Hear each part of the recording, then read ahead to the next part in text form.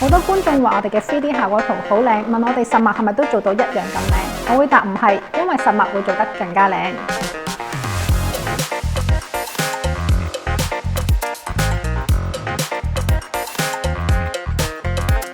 今日嚟到白石角浪淘，帶大家嚟睇下一個1200尺3房變1房嘅單位。客人只有2公婆居住，經過設計師同客人一齊規劃，最終選擇淨係保留1間房，而其他房嘅間隔全部拆除，打造出一間極寬敞嘅特大套房，同一個極致開揚嘅客廳空間，充分滿足佢哋對生活同活動空間嘅要求。唔知大家覺得 3D 圖同完成品邊個靚啲呢？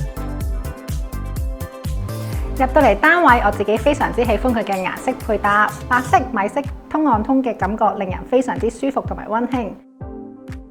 每個房間都係正對海景，為咗配合翻呢個超級無敵觀景，設計師最終選擇低飽和度溫暖嘅配色，等翻工勞累嘅戶主放工翻屋企可以被溫馨嘅感覺包圍。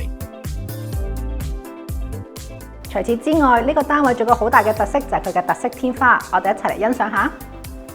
設計師上門度尺嘅時候，發現咗一個好大嘅問題。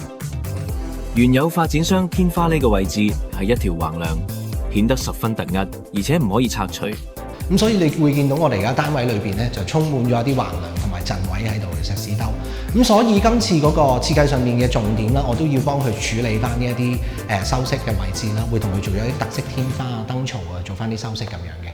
設計師諗咗好耐，最終採用弧形設計弱化呢個問題，唔單止滿足客人嘅要求，仲連接打通客房之後多出嚟嘅天花，令原本缺點變成呢間屋嘅特點。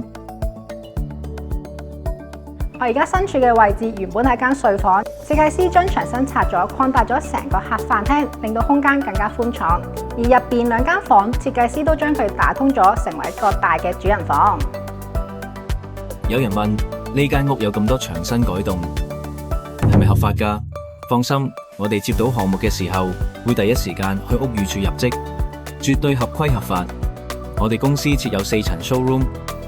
如果你哋有興趣，可以過嚟睇下我哋點樣規劃空間。